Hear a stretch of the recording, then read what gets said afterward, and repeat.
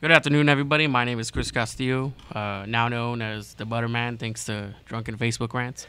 You are listening to Untitled Thoughts on UTRGV Radio. In the station, I have with me Matt M. Hey, what's up, guys? How's it going, Matt? It's going good, man. So I want to apologize for the late broadcast. There was a mix-up with the location, and it took a couple of minutes to get Matt here into the station. So I do want to apologize for my avid listeners who might be inconvenienced. My bad, guys. It's all good. So just jumping right in to the interview, and tell me about you. Who are you? My name is Matt Montalvo. I'm from San Benito, Texas. My rap name is Matt M. I've been rapping for some time now. You know, it's kind of been a slow process, but you know, my craft is getting so much better than it used to be. You know, so I can't really complain about it. You know, I'm just out here trying to do what I do. You know, do what I got to do. Mm-hmm. Okay. So when did all this begin? When did all the music, the sound engineering, like? So rapping started when it was kind of like right after high school. I all I knew was football. All I did was play football, you know, and then like it kind of came to an end at one point. So like I needed to find it just kind of hit me, you know. I knew I wanted to rap. I knew I could rap, so I just said I was gonna do it, and I did it, you know. And then I hit up a friend of mine. His name's Billy Young. I hit him up and I showed him my music, and then from there. Billy hit me back up and he was like, "Yeah, man, it's pretty good. Like, let's get together." And after that, like, the rest is history. You know, I'm here now. Mm-hmm, mm-hmm. So tell me a little bit about. All right, don't just tell me a little bit. Tell me about Junk Room Music. About Junk Room Music. So Junk Room Music started in San Antonio. Before I even knew I wanted to be a sound engineer, I knew I wanted to record myself because it was hard to like afford studio time when you got to pay your rent and, you know, daycare and like a bunch of things. So I wanted to record myself so I could eliminate that process. And so I went to school in San Antonio. We ended up finding this apartment and they showed us this little room and she's like, "Oh, look, this is they call this the junk room." And I was like, "Nah," I was like, "This is my studio." You know, that's what I was thinking. So that's how the name Junk Room came about. Right. And then from there I went to school. I went to school in San Antonio. I became an audio engineer and then I really went to record myself, and then I found out that I was like, man, I liked it. I paid attention in class. I was taking notes, studying, you know. So after that, I started recording people for free, and then once I got enough confidence, I was like, all right, man, let's do this for real, you know. I recently actually just quit my job, man, to do this. Oh, really? What were you doing? I was a coach at a school. Okay. Well, what did you coach? What sport? I coached football, basketball. And it's a small school. I don't know if you ever heard of IDEA, but yeah, IDEA is in a small school. Yeah, well, there's a bunch of them, right? But it's like the school itself, like the school I worked at itself, it's real small. But yeah, there's a lot of them. Like IDEA is on track to world domination. Oh yeah, little like satellite charter schools. Yeah, man. So I recently left that job, you know, just to kind of open up my window more with the music. Okay, so what you come from a musical background, is that correct? Yeah, a lot of my family members, you know, some play guitar, some they sing. Was it your grandpa or your uncle who? It was my uncle recorded David. Fito Olivares. Right? Oh, my grandfather. Yeah, my grandfather. He recorded. He was like their manager, and then they ended up getting like a deal, and kind of like left him. So, well, the industry's tough, you know. Right. They throw a little money in your face, and it's like, yeah, later, you know.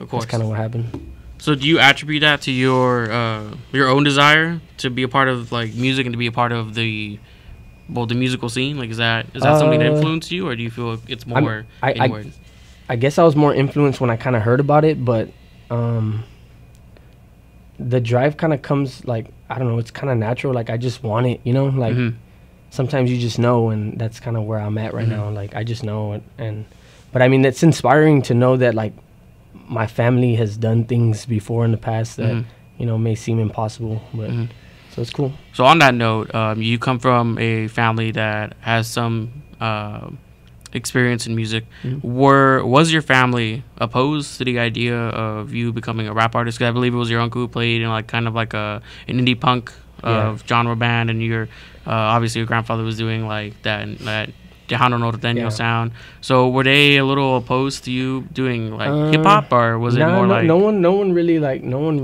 told me. It was more my I want to say my parents, but nah, my parents kind of like they came around. In the beginning, it was kind of like focus on school. You're doing all these things you shouldn't be doing. You're spending money on studio equipment. It's like, they didn't understand. But I mean, now that they've seen what I can do with it, like it's more like the support is there. But I want to say like.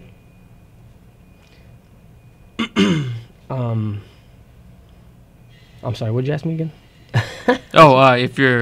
if given your family's like musical background, were they like were they open? Nah, everybody open? Was open to it. So my uncle, once I told him I wanted to rap, he was kind of the first person I told. He set me up in his laundry room with a microphone and like a real crappy like little computer, and it was just like we record. It was like rigged super bad, but we were able to record on one file, one file together. So that's where it started, and like I mean him doing that kind of gave me confidence too, man, because if he would have been like, nah, don't rap, I probably wouldn't have done it, know. For sure.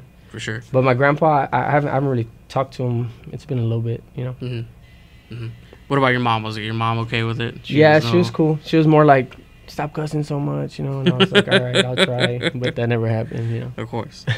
So what is your relationship to the rap artist Scribe Rothschild? He's my little brother. He's your little brother? Yeah. Okay, and what about Disciplina and Adre? Adre had won a competition a while back, and he beat me in a competition actually, and he won like free studio time. But then something happened, and I caught wind that Adre like they did him kind of like bad, so like he wasn't gonna get that deal. So I called him and I was like, hey man, like I was just starting to promote Junk Room Music, so I was like, I'll do your whole album for free, man. Like I got your back, Like I heard what they did, and like I was like, come through. He came through. We did the whole album, put it out. Put it on Spotify, and that kind of opened up my engineering world.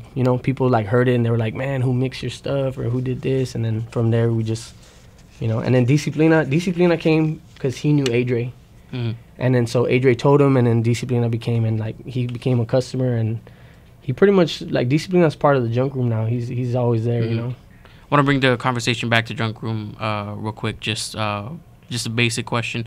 When was it founded?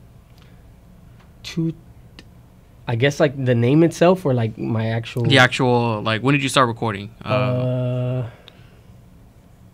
want to say last year, 2017. Okay, and where can we follow? Junk Room's progress? So I have a website, www.junkroommusic.com, and pretty much everything's there. My social media, every song I've recorded, every Matt M song, my rates, we also do live sound. So pretty much everything is there on the Junk Room website. For sure. Okay. So I'm gonna ask you next about Pure Passion. The show that's coming up. Yeah. Is that correct? It's hosted by Junk Room? Junk Room Music is gonna host this show. Yeah, so we had done a show originally, and it was cool. It was the Looking Up show. It was like it was like the show for my album. Right, which we'll get to. Yeah. And then so like so it was the show for that, and then this is like the second show I'm throwing. And it's cool. Disciplina brought the most people in our last show. So he's going to be the headliner for the show, Okay, that's kind of how I wanted to do it. So I want to keep doing shows every other month, or Right. And Junk Room Music host it, or like Junk Room Music kind of put it out, Okay. So you talked about Looking Up, right? That is your most recent project that you released. Has quite a bit of songs that I really enjoy. Thanks, man. I really appreciate you being on the show. Of course. I'm a fan of your music. So you brought us a couple of tracks to listen to today, and two of the tracks that we're gonna listen to when we go to take a break. The first two tracks are going to be All Right and Better Days. So before we actually get into the concept of the album, can you just tell me a bit about those two songs? So Better Days was it was its own song before, and then we kind of converted it because of like instrumental issues, But Better Days is like, it's like a appreciating. Better days is kind of like appreciating the now, you know, like cause like the good old days they're happening right now. It's just like kind of realizing that it is right. It's the time is right now. You know what I mean? And just kind of seeing what's in front of you. You know, I want to say I got more deep like that when I had kids, because I was always like in my own mind and always like kind of like moving forward and not really seeing the growth of anything. And then like you have kids and you see that, you know, so like they kind of inspired that, I guess you would say. You know? And then All Right is it's pretty much like clarification of like no matter what you do, like everything's gonna be all right, you know, with the right mindset, and you know, just keep going, and that's kind of where it's at with that, you know. Fantastic. We're going to take a quick break and listen to Better Days and All Right, and we'll be right back. Good afternoon, everybody. My name is Chris Castillo, the Butterman. This is UTRGV Radio, and you are listening to Untitled Thoughts. In the station, I have with me Matt M. What's up, guys? How's it going, Matt? It's going, man. Fantastic. So we're back on the show, and we just listened to two amazing tracks off of Looking Up. Yes, sir. A phenomenal project that you've been working on for quite some time. Is that correct? Yeah, like almost like 3 years, man. I can see the work that you put in, and I applaud you. It is phenomenal music. I really enjoy it. Thanks. So, what can you tell me about the actual concept of the album or of the project? So like originally it started like originally like Looking Up started like with me looking up and like kind of trying to find out who I was, and then it slowly turned into like our kids are looking up to us.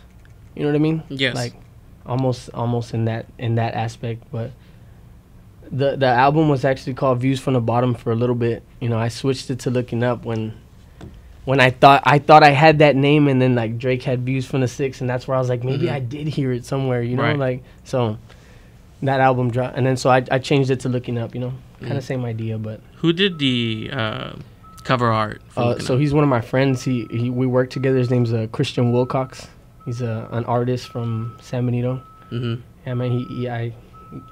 I got with him, and I gave him the idea of what I wanted, and he just put it all together, you know. Right.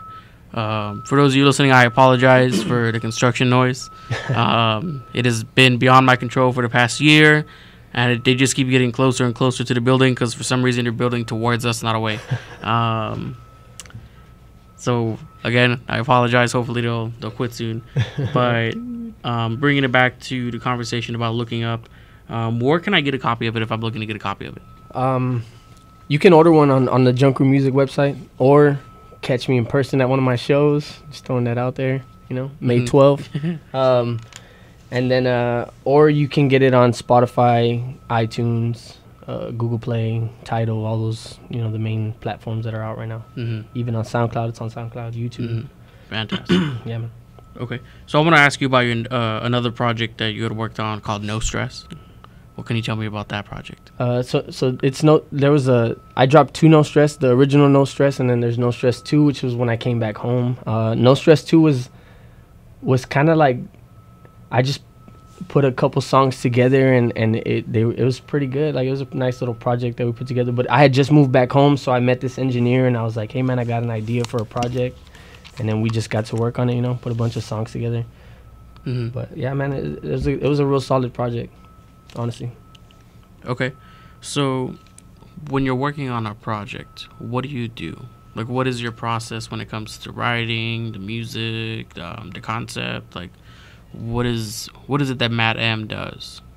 So the beat has to catch me right away, honestly. Like, so I spend a good amount of time like looking for actual music that I want to use, because I hadn't figured out the whole me making it myself. So I do purchase tracks from other people, and my process is kind of simple. I just write. I let the beat play over and over, and I'm just thinking. I think of a concept, and then once I have like the idea of what I want to do, then I maximize like what I'm trying to talk about and what I'm trying to get across, and then So, but when it comes to writing, I don't force it, you know. So if I feel like I'm not feeling it, I'll just get away from it, do something else, do some mixing.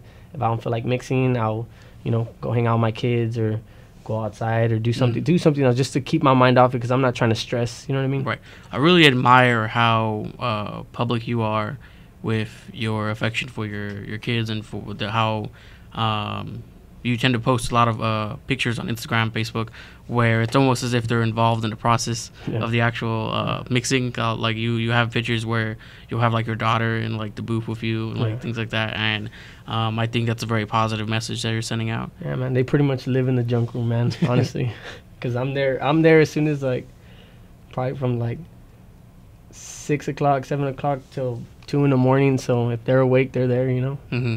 They just like to hang out. They want to push the keys on the keyboard or the drum pad. I'm like, no. Mm-hmm. Just sit down, chill out. Are they showing an interest in music? Actually, my daughter, she's really like starting to. We bought her a microphone that has like a speaker. Mm-hmm. She's like singing like everywhere with it. Mm-hmm. She's real into. Is it like the what is it? No, I'll come back to it. It's got like it's like got a little microphone on it, and you can Bluetooth like a phone to it and play the music at the same time that you can sing, and it even has echo. It's all crazy, man. It's nice. So that's kind of been where she's at. So I really hope she likes singing, because I could help her there. If she does like something like cheer or dance, I'm like, nah, I can't help you, girl. Yeah, I was talking about the T-Pain mic. Have you seen the T-Pain mic? Nah, that makes it sound like it's got auto-tune. Yeah, it has auto-tune in it. Nice. That's what I was like. Nah, I haven't seen that. Okay, sorry, I couldn't remember for. Nah, that's cool. Yeah, I was about to say the TI mic, but it doesn't. But yeah, so back to the conversation. When you're performing or when you're on stage, I always ask this question. It's one of the evergreen questions that I've had on the show for ever, and it's when you're performing and you've already done a couple songs. What are you reaching for? Like, what are you drinking? Water for sure, man. Water for sure. Yeah, water for sure. Were you talking about after? I mean, okay, after the show, what do you drink? I'm an IPA guy, bro. I Okay. like, Mm-hmm. That's kind of where I'm at right there. Yeah, but I've always been a fan of the cheapest thing possible. Waldo's looking at me like, nah, man, not that. Nah, the cheapest thing possible, like what? Like Natural Light. Oh, yeah. Bush. So you like water too? Well, yeah, I like water. Yeah, so because I mean, it tastes like water, but it puts you where you need to be really quick. For so, sure. 40s. My favorite beer is High Life. Okay. The champagne of beers, Miller High Life. That I don't know. Have you ever had? I've had them, but I never really I was like, nah, I didn't like beer until I was introduced to actual craft beer. I was like, man, this is cool. It's different, Yeah. And then I just fell in love with IPAs. That's where I'm at. But my favorite IPA, I don't know if y'all heard of it, but it's called a Hopadillo. Yes. Yeah, it's probably it's bigger now because I think Budweiser bought it. Yeah, so. I think people also like it though. Yeah, it's pretty good, really, man. I like that one. Mm-hmm. It's Houston made too, so so can't you gotta beat that, support it because it's local, Texas. Yeah. Mm-hmm. Lone Star too. I like drinking Lone Star. These are all beers you probably don't know. No, I've seen them. It's like a red. It's like a red can. Yeah. Frio River one too, or what's it called? Frio. Yeah. Frio. It's good. It's good. It's great tasting Texas water. That I would see like my grandma drink and stuff. Yeah. So the two tracks we're gonna play next are Deja Vu and Freedom. So what can you tell me about those two tracks? So Deja Vu is a little more aggressive. It's more like it's a concept of like history almost like repeats itself. We almost like as human beings, like we do the same thing over and over again. It's true, and it's just me realizing that, man, like I've been here before, or like we as people, we've been here before, like it's almost and then at the very end of the song, I kind of like try to lose that anger, and then I try to change it up real quick, so, but that's in the song. You'll hear it right now. Fantastic. But Freedom, okay. Oh, no, I'm going. Okay, and Freedom was more like when I first started writing Freedom, it was when I first heard the beat, like the beat's like freedom, so I was like, okay, like I want to talk about freedom, but like actually like when I sat down, because I'm telling you, like I sit down and I think about what I want to say. I don't just start writing. Sometimes I do, but like I usually think about what I want to do, what I want to say, how I want to approach it, and so Freedom went from like me wanting to talk about freedom to me questioning it. you know what I mean, to questioning whether we were really free or not, you know. And like, and what I learned was like there's two types of freedom. There's like an external freedom, which is like, you know, like I can't just go to that side right there because this is blocking, right? So it's like, but that, and then there's like an internal freedom that people fight every day, you know. And that's kind of like where I went with that, you know. And then so like the song was good, and I was gonna write a bunch of verses, but I put my friend Billy Young on it because he has real good perspective on like the government and like how that aspect of freedom for us, you know. And then my friend Adre's on this song too. And is that Billy Young from Murky Water? Yeah, Murky Water. Yeah. So yeah, Billy Young is on freedom, and so is Adre. And yeah, man, they put a real good little vibe to the actual song. So yeah. All right, well, we're gonna go ahead and listen to those tracks, and we'll be right back. Good afternoon, everybody. My name is Chris Castillo, the Butterman. This is Untitled Thoughts on UTRGV Radio. In the station, I have with me Madam. What's going on, everybody? So we just listened to, I believe it was Deja Vu and Freedom. Phenomenal tracks. I appreciate you being on the show. Thank you so much. Yeah, thanks for listening, guys. So I want to move the conversation then from the music to a music video you released, the 6 a.m. Music video. What can you tell me about that? So 6 a.m. was written when I was in San Antonio, and it was more like I was catching a vibe type, like of working and just grinding, you know, and waking up early, and you know, I felt like an adult, you know. I don't know. So and then 6 a.m. came about it, but I had been holding that song because I liked it so much. I had been holding it, so when I moved back down and I decided to put it on the project, after I decided to make a video, and that's when I had seen that, you know, of course Waldo had been putting out videos also. I think I had the first TRILLAVISION video I saw was Adre's Buried, and then after I saw that I was like, man, this dude's talented, like let me hit this dude up, you know. So I hit him up, and then he came to my house. I was like, hey, we got to shoot the music video today, man. So he came to my house and we just did it all in that day, and you know, had some real good ideas, you know. It was fun, man. It was a lot of fun, honestly. Okay. It was fun. So we have a surprise guest in the station. We have the man himself, Waldo. Hey, what's up, everybody? TRILLAVISION. Thanks for having me on the show. So what can you tell me about the 6 a.m. music video, Waldo? Yeah, I mean, Matt hit me up. He said he needed a video, and I said, hey, send me some tracks. And we decided on 6 a.m. And I was like, the first thought was, hey, we need to shoot this at like 6 a.m. in the morning. Yeah, it was like, it was probably like 7, but the general idea was 6. Yeah, we did. We started like around 7, but it looks like 6 a.m. in the video. So. But yeah, mind you, this was on a Sunday too, so it was like we woke up very early on a Sunday to shoot this. And I don't think, actually I have been partying the night before. I actually didn't go to sleep that whole night, so I just went straight to the shoot. I just picked up equipment, went straight to the shoot. It was at his house, and yeah, you know, we just did a couple angles outside, then we had a little fun inside too. If you've seen it, the classic pour-up shot with the cereal bowl. Yeah, that was fun. Yeah, a lot of people like that. You know, and then, like you mentioned earlier, you know, he's always including his kids into his career, and so I thought, you know, hey, let's, you know, he does mention them in the song, so I said, hey, let's put them in the video. It's, you know, something different for me, and let's try to, you know, put a little story into it. And if you watch the video, the parts where like his kids are in it, I made it look like old VHS footage, just to get that like home video vibe. You know what I'm saying? Like just how we grew up. And so yeah, that was basically it. And it's like almost at 1,000 views. Yeah, that's pretty good. It's been out for a month? Where is it uploaded again? It's on YouTube right now. Yeah, on YouTube. It's on his channel. Oh yeah, and the Junker Music YouTube site. Go follow that on YouTube. Follow Junker Music on YouTube. TRILLAVISION. Yeah, and yeah, that's about it. And then, you know what I'm saying? So Waldo, how do we get in touch with you? You can get at me on all social medias at TRILLAVISION, and my YouTube is TRILLAVISION Media. And yeah, if you need that work, then you know where to get it.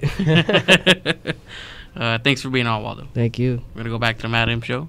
So Matt, thank you so much for being on the show. Of course, man. That's fun. I appreciate it. Yeah. Sorry about being a little late. No, man. don't even worry about it, man. Just, so let's go ahead and move back into the music then. What is your inspiration when it comes to your music? Who are you making this music for? Damn, no one's ever asked me that. Language, please. Oh.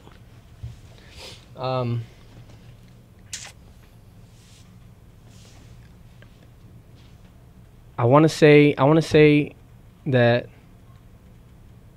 like, when I do music, I want to stay as true as I can to who I am and what I believe. You know, I don't want to sway and say something just because it will catch attention. You know, but I do it for myself, and I do it for, you know, my kids. You know, so that, like, they don't think the way I think right now, but when they're adults and if, say, I'm not here, they're able to get an insight of how I really felt about certain subjects, or, you know, like, maybe I can inspire them in their time when it clicks for them, you know. So that's kind of like what I do it for, you know. And also, people always give me so much, like, feedback on things that they hear, and they're like, you've inspired me so much, you know, like, this song did this for me. And I'm just like, man, it's bigger than me, and it's crazy, you know. And so I just, honestly, I do it for myself, for my family, you know, for the people who listen. And I just keep going, man. Yeah. Who is a dream collaboration for you when it comes to the mainstream, like, music, like, people, you know, big money, like, rappers who are already signed to, like, larger labels? And who is, like, who do you want to collaborate with locally that you just haven't reached out to yet, and maybe now's the time to shout them out? So, I mean, really, like, I should have been working with Billy Young a long time ago, you know. But that's probably the one person that I really want to work with right now, you know, because he's so talented, and he also makes his own, he produces his own music. So it's like, man, you know, he can hit it on our aspects. So I think me and Billy working together would, you know, we could do something, you know. As far as mainstream, I mean, I'm a huge J. Cole fan, but I think I love J. Cole. Yeah, New album's coming out. I'm so excited. Oh, I know. Yeah. 420, man. I know. So, like, that would be, like, the dream collaboration, but, you know, maybe you never know, you know. Yeah. You never know. I might put something out there. He's like, hey, who's that? So what do you feel separates your music from everybody else? I want to say, like, the type of music I choose to rap on, you know. Like, I'm a little more mellow. I know, like, the trap stuff is it's real in right now, you know. That I mean, I still want to kind of jump on that little wave a little bit, but not so much to where it's like it defines me, you know. But definitely throw some songs out there.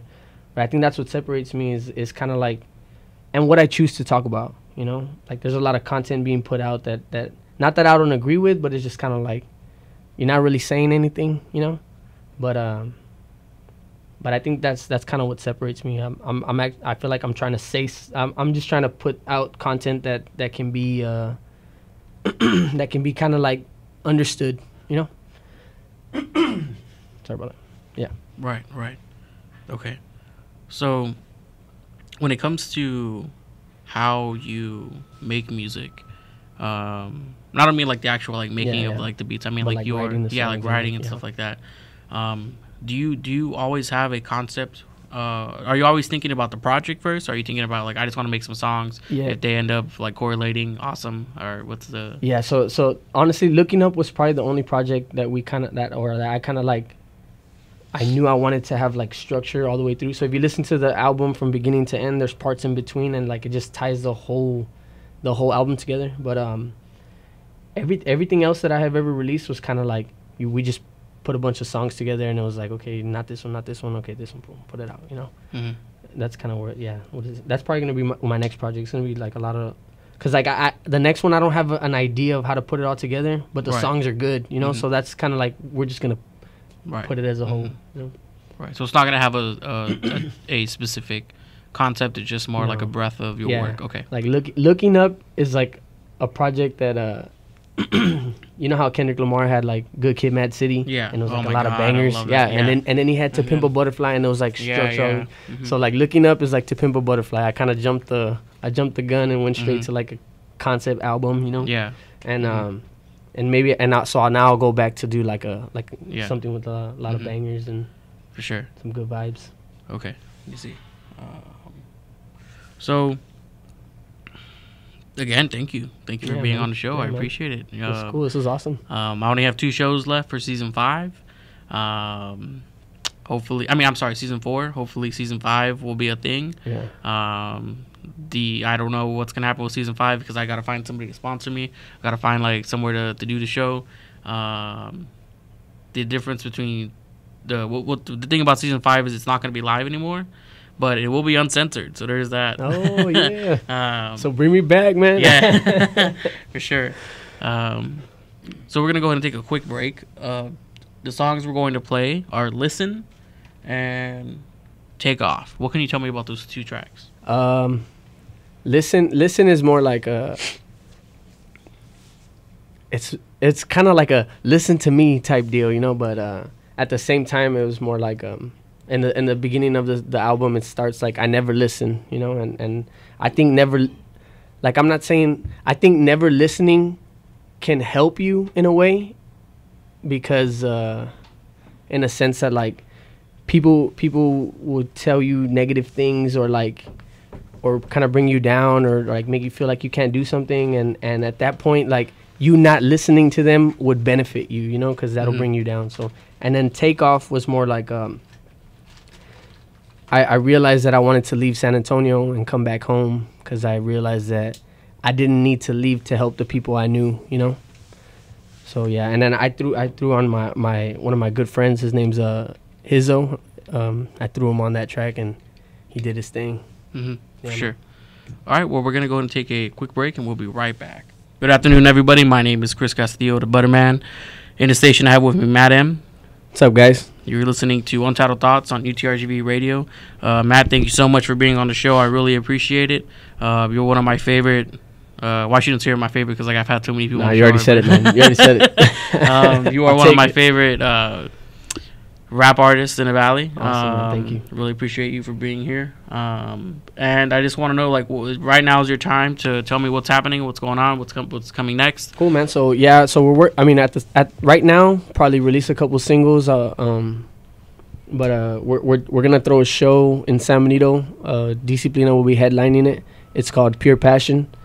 That'll be May 12th. It'll be on a Saturday. $5 entry. Anybody, all ages can come, you know. Can't promise that there won't be, you know, bad words because it is a rap show, but we've had kids of all ages come out, you know. And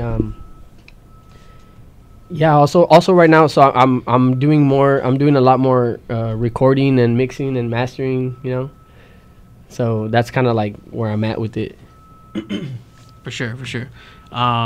So where can we find you, like on social media? Where can we find Junk Room? So pretty much everything on social media is at Junk Room Music, and then everything for Matt is at Matt M Raps, MATTMRAPS, at Matt M Raps. So that's all the Matt M stuff is on that, and then my Junk Room, you know, it's 2 separate. But yeah, fantastic. Yeah, man. So just some announcements on my part. Next week, it's going to be a show where I look back on a lot of the shows I've had. Just going to invite some guests. Look back at it. Look back at it. You know, just invite some guests on the show that I've been on previously, you know, just to reflect on season 4. So. And I'll be here too, guys. Who are you, man? Who are you? Like, you haven't even. What's up? It's me, Trillavision. I'm back. Yo, he's coming back. He's coming back. I'm still in the building. Y'all thought I left. I'm still here. So exclusive guest next week is going to be Waldo Trilla of Trillavision. Waldo Trilla from Trillavision.